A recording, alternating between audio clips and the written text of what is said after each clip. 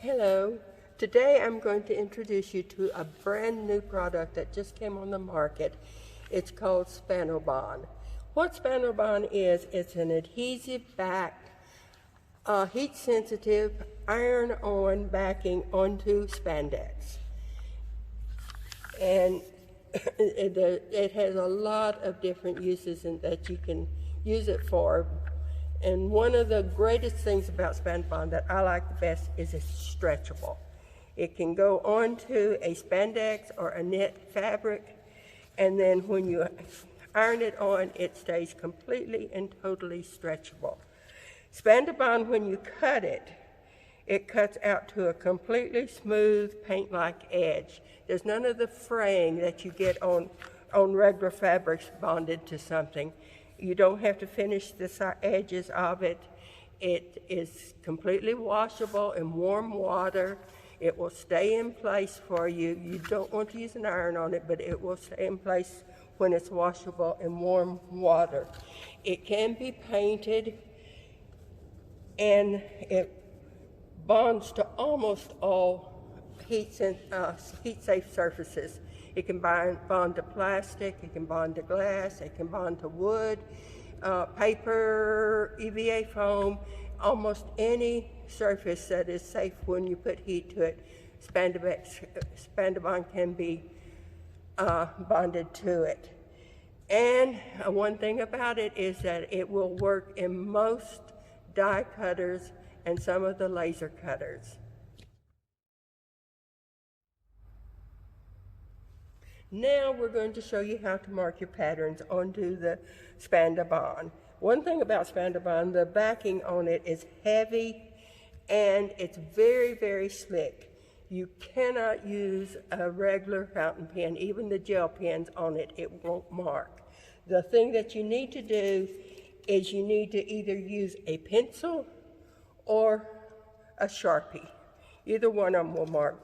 Now remember, anytime that you're working with something that's going to reverse and you're going to have your design on the other side, you need to turn it wrong side out because you want it will mirror image on you. So you put it down like that.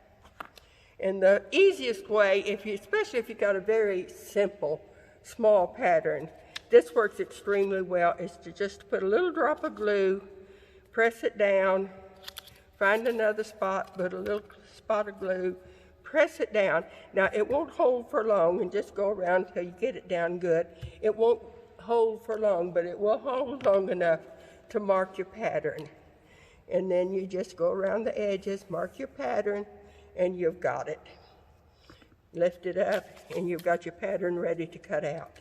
Another way that I like really well, if you can get your hands on a piece of 10 millimeter EVA foam, you can take your pattern, put it down. If you don't have an EVA foam, if you can't find a friend that does cosplay or something like that that you can steal a piece from, you can always buy it from TNT Cosplay Supply. That's who we got ours from. That's what we're using today, is a 10 millimeter. And just put dots or pins just straight down into your pattern, all the way around it. That will hold it very firmly, very good in place for you to mark around. That's one way to do it. And it really is a very, very good one because you can get your pattern down completely flat with it. That one I like extremely well. My favorite, though, if I can do it on a really complex pattern, is to take your pattern, spray it with a repositioning glue. Now on this one you want to spray your surface with the repositioning glue and let it set up for a few minutes.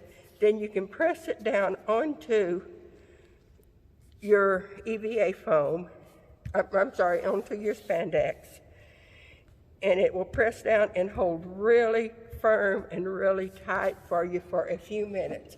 After you position it on your EVA foam, I'm sorry, I'm lost there. On your spandex, hold it down. You will want to take any paint, any color, anything, it doesn't really matter, and very lightly paint the entire thing. Now you let it set up and let it dry just for a minute or two, and then when you get to this point, after it dries, I'm going to take it off before it dries just to show you what I'm talking about. You have an exact layout, exact pattern of what you're wanting so that you can just cut it out, and it's right there. That's the easiest, that's the fastest, and that's the simplest way to do it.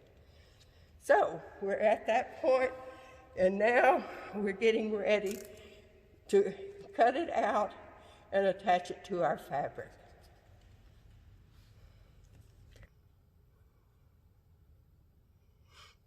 Oh, I didn't. Okay, now we're getting ready to put our pattern onto our fabric. And today I tie-dyed a piece of muslin. My first try at tie-dyeing. Turned out pretty good. So we're going to make a little wall hanging out of this particular one that we just did. And when you take it, what you want to do, when you take it off of its backing, you take it from the front. Now, if you've got a very simple pattern, you can just peel it right off.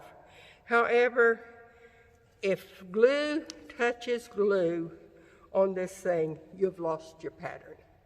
So you want to make sure this one's got some small areas in it that are going to get floppy once the back gets off of it, and all you have is just a thin spandex. So you don't want to do the entire thing. What we want to do is take a portion of it off from the top and put it on, position it exactly where we want it for this, and I hope this is going to be the right spot for it. Always, always use parchment. Don't ever try and hit your spandex without the parchment on it, because you're going to set your iron at a cotton setting, which is higher than is recommended for synthetic fabrics. But we need it for this. So always put your parchment on top of it.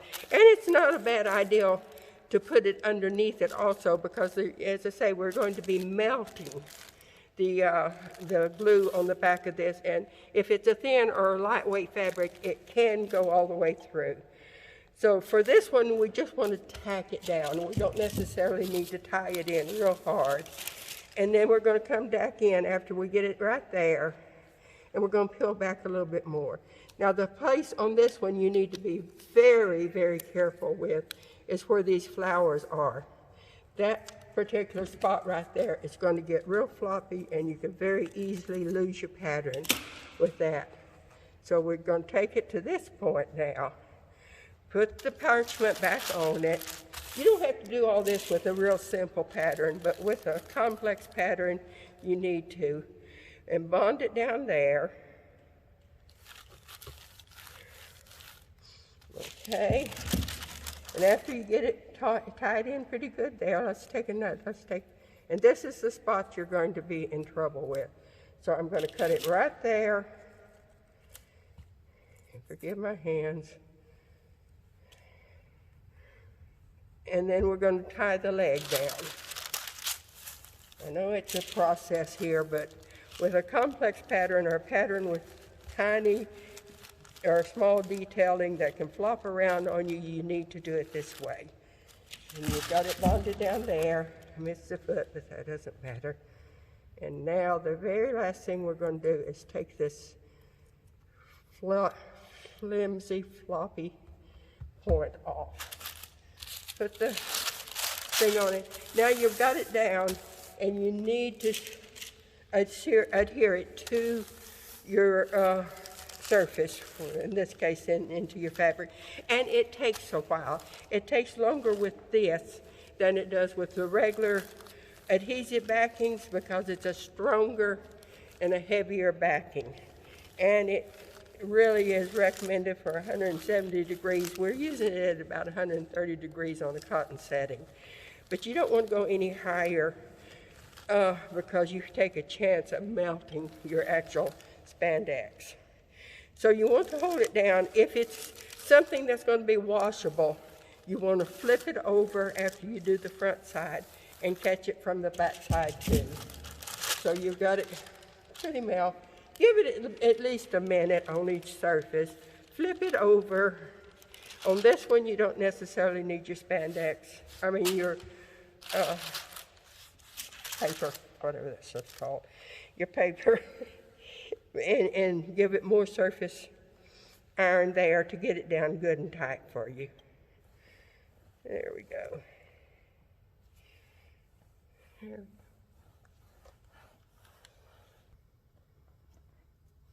Okay, what we did today here is we bonded it to this, and we're going to put it onto a piece of foam core, half-inch foam core, which I am going to make a picture out of. I like to use foam core because you can use the pins on it to tighten it down and hold it in place for you while you're doing your gluing. So the thing that we're going to do right now is we're going to position it however we want it on our foam core. Let's go down a little bit further there on the foam core. And then we will take pins and we'll pin into the foam core. And this is going to let us stretch it really tight over it. And that's the reason I like foam core, because it's lightweight, but you can take these pins and you can go all the way around it and you can hold it in place while you're doing the gluing. And it's a beautiful product for that. Okay, whenever you get the pins all the way around it, you've got it held in place. Now these pins will come out and they won't even show when we get finished with it. You want to flip it over, and this is just a simple process of gluing into place with your glue gun. Just glue it down all the way around. You need to clip your corners.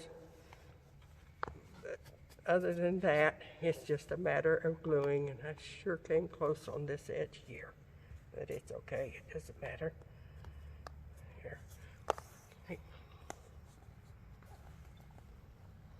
Just keep on gluing until you get it all done.